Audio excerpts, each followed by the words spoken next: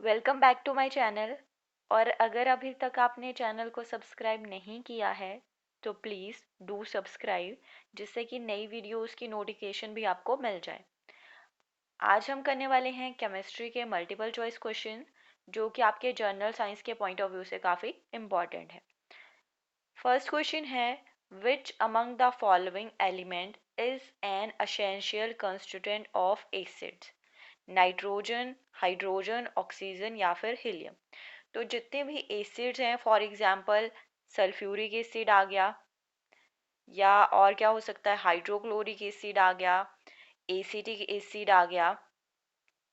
तो इन सब में क्या चीज़ कॉमन है? हाइड्रोजन। तो जितने भी एसिड्स होते हैं उनका असेंशियल कंस्टिट्यूएंट कौन सा है? Hydrogen. B is the right answer. Next question है, which among the following happens in an oxidation reaction? Oxidation reaction में क्या चीज़ होती है? जब भी कोई एटम है या कोई मॉलिक्यूल है, वो क्या करता है? इलेक्ट्रॉन को लूज करता है, तो उसे क्या बोला जाता है? ऑक्सीडेशन बोला जाता है, ऑक्सीडेशन रिएक्शन बोला जाता है। और रिडक्शन में क्या चीज़ होती है? Gain of electrons. So right answer क्या आ जाएगा? Electrons are lost. Oxidation reaction में क्या होते हैं? मॉलिक्यूल क्या करता है? इलेक्ट्रॉन्स को लूज करता है। नेक्स्ट क्वेश्चन है, the aqueous solution of which among the following acids is called vinegar? हमें बताना है कि कौन सा aqueous solution है जिसे क्या बोला जाता है? विनेगर बोला जाता है। Oxalic acid, citric acid, acetic acid या हाइड्रोक्लोरिक एसिड। तो विनेगर का दूसरा नाम क्या आ जाएगा? Acetic acid. सी क्या आ जाएगा? राइट आंसर आ जाएगा। एसिटिक एसिड का फॉर्मूला की बात करें तो एसिटिक एसिड का फॉर्मूला क्या है? CH3COOH आ गया। ओके। नेक्स्ट है, which of the following chemicals are used in dry cleaning? Dry cleaning के लिए कौन से केमिकल्स का यूज किया जाता है? नेफ्था, बेंजीन या टेट्राक्लोरोइथाइलिन। तो हमें जो करेक्ट ऑप्शन है उसको सिलेक्ट करना है। तो ड्राई क्लीनिंग में नेफ्था, बेंजीन, टेट्राक्लोरोइथाइलिन, इन तीनों का ही यूज किया जाता है। सो राइट आंसर क्या आ जाएगा? डी। 1, 2 एंड 3 तीनों ही क्या है? करेक्ट है। नेक्स्ट है, which among the following is produced when we pass chlorine into slaked lime? हमें बताना है कि जब हम क्या करते हैं, क्लोरीन को पास करते हैं स्लेक्ट लाइम से, तो क्या चीज़ प्रोड्यूस होती है? डीडीटी। डीडीटी की फुल फॉर्म क्या आ जाएगी? Die chloro diphenyl trichloro ethane. Okay. या फिर बेकिंग पाउडर, ब्लीचिंग पाउडर या जिप्सम। बेकिंग पाउडर का क्या फॉर्मूला आ जाएगा? NaHCO3। और ब्लीचिंग पाउडर का क्या फॉर्मूला आ जाएगा? CaCl2। ओके। सो जब भी हम क्लोरीन को, हमारे पास ये क्लोरीन आ गया, स्लेक्ट लाइम से पास करेंगे तो हमारे पास क्या प्रोडक्ट आएगा? Bleaching powder, CaOCl2। सी क्या आ जाएगा? Right answer. Hypotonic solution is a solution. Hypotonic solution कैसा सॉल्यूशन होता है? whose osmotic pressure is less than that of another, which can dissolve maximum amount of solute at given temperature of solids in gas या of solid in solid। तो hypotonic कैसा solution होता है? जब जो ऑस्मेटिक प्रेशर है वो क्या होगा? दूसरे किसी सॉल्यूशन से कम होगा, उसे क्या बोलेंगे? हाइपोटोनिक सॉल्यूशन बोलेंगे। ए क्या आ गया? Right answer. नेक्स्ट है, chickpeas when soaked in water can swell up to 3 times their volume. The phenomenon involved in this is called। Chickpeas की बात करें, हम नॉर्मली आपने नोटिस किया होगा कि क्या करते हैं, जब उनको भिगोया जाता है वो स्वेल हो जाते हैं, उनकी जो वॉल्यूम है वो इंक्रीज हो जाती है। ये किस फिनोमिना की वजह से होता है?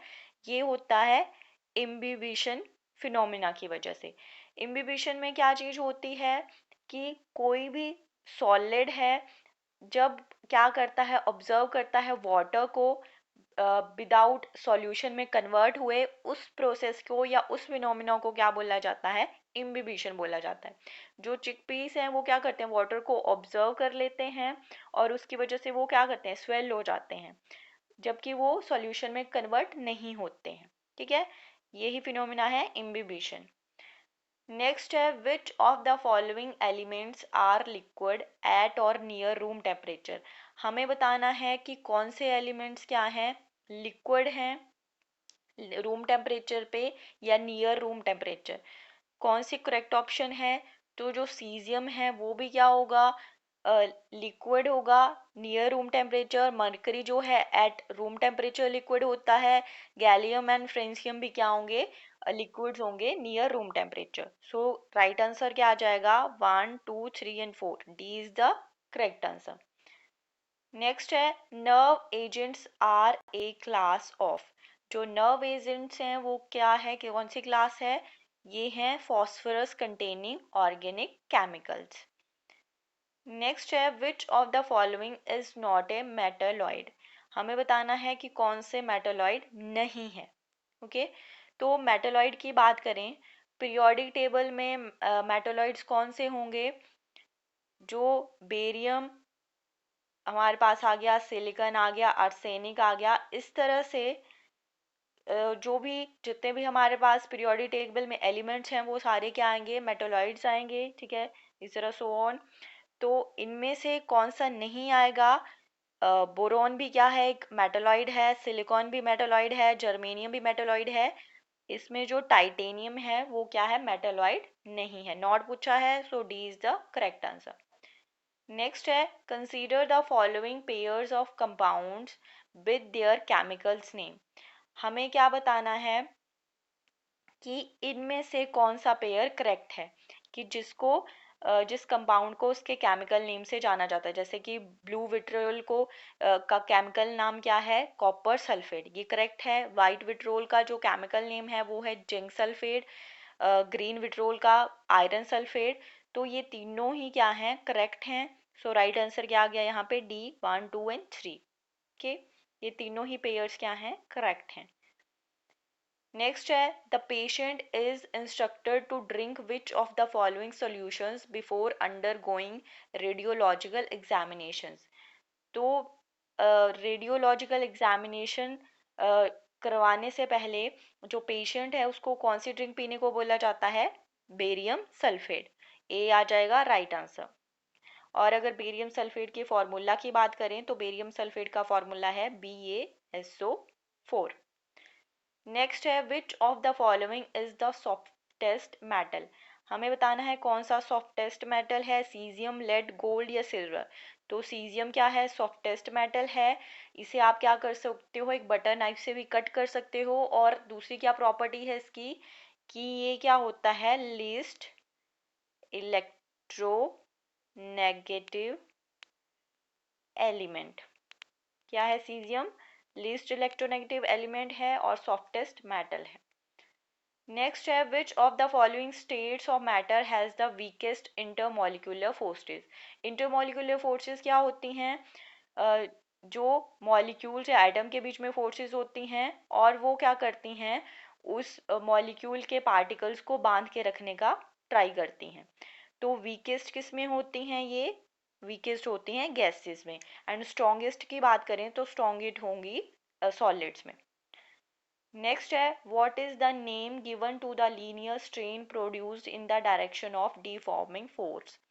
जब भी जो लीनियर स्ट्रेन है वो प्रोड्यूस होता है इन the direction of deforming force, तो उसे क्या बोला जाता है? उसे बोला जाता है लॉन्गिट्यूडनल स्ट्रेन। ठीक है, नेक्स्ट है, what is the unit of stress. Stress की क्या यूनिट है? स्ट्रेस क्या होता है? Force per unit area. और फोर्स की यूनिट आ गई न्यूटन, एरिया की आ गई मीटर स्क्वायर। तो स्ट्रेस की क्या यूनिट्स आ गई? न्यूटन पर मीटर स्क्वायर। ए होगा जहाँ यहाँ पे न्यूटन पर मीटर स्क्वायर होगा, right answer.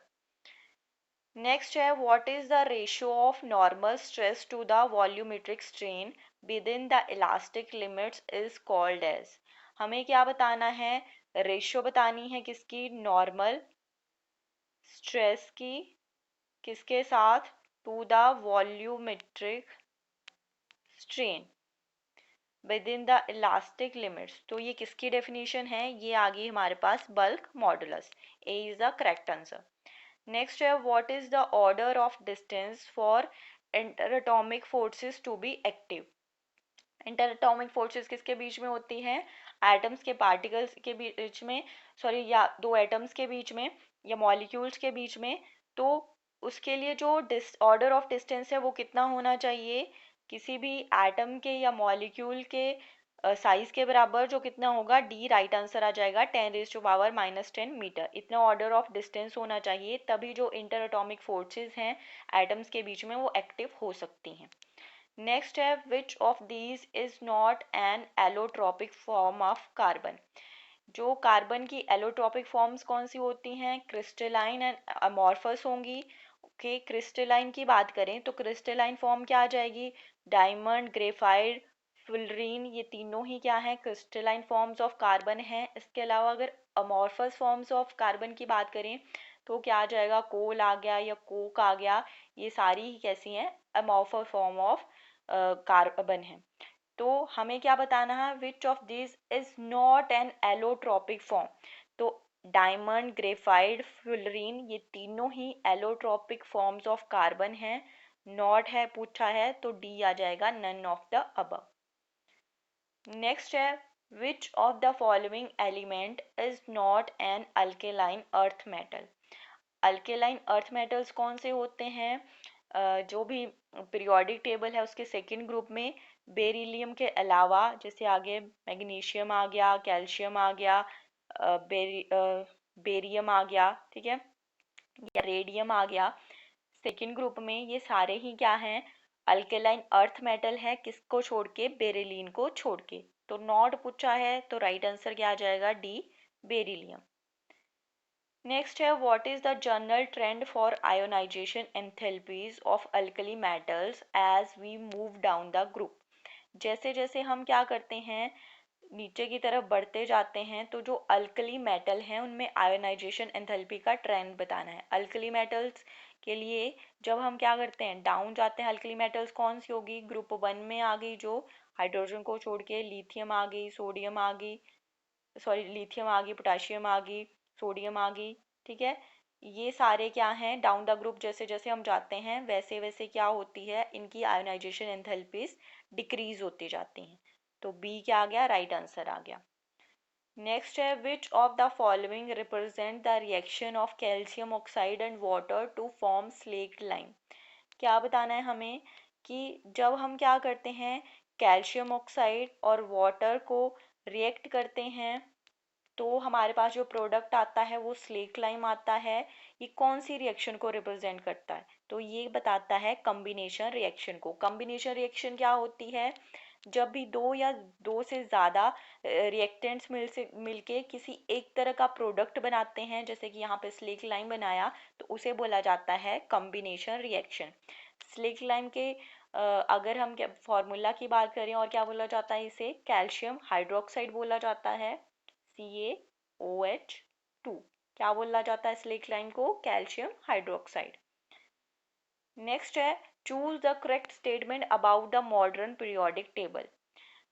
metallic characters increases across a period, metallic character decreases down a group, both A and B, none of the above। हमें क्या बतानी है, करेक्ट स्टेटमेंट चूज करनी है। तो जो मेटालिक करेक्टर है वो क्या करता है, डिक्रीज करेगा अक्रॉस ए पीरियड और इंक्रीज करेगा डाउन द ग्रुप। तो ये ए और बी दोनों ही क्या है, गलत हैं, मतलब सी भी गलत हुआ। तो करेक्ट स्टेटमेंट इनमें से कोई भी नहीं, डी क्या आ जाएगा हमारे पास, राइट आंसर आ जाएगा।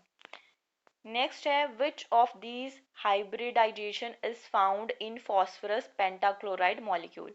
कौन सी हाइब्रिडाइजेशन पाई जाती है फॉस्फोरस पेंटाक्लोराइड मॉलिक्यूल्स में, sp2d। डी हमारे पास राइट आंसर आ गया। नेक्स्ट है which of the following is correct about ionic compounds. हमें बताना है कि कौन सी जो स्टेटमेंट है वो करेक्ट है अबाउट आयोनिक कंपाउंड्स। तो जो आयोनिक कंपाउंड्स हैं वो नेचर में क्या होते हैं, सॉलिड्स होते हैं, और इनका जो मेल्टिंग एंड बॉइलिंग पॉइंट्स है वो हाई होता है। तो फर्स्ट ऑप्शन है they have high melting and boiling points, ये करेक्ट है। They are soluble in non polar solvents, no, ये सॉल्युबल होते हैं पोलर सॉल्वेंट्स में और इनसॉल्युबल होते हैं नॉन पोलर सॉल्वेंट्स में, ठीक है। They are usually gases in nature, ये क्या होते हैं, सॉलिड्स होते हैं in nature. D all of the above, तो इसमें से बी जो है गलत है, डी सी भी गलत है, दैट्स वाई डी भी गलत हुआ।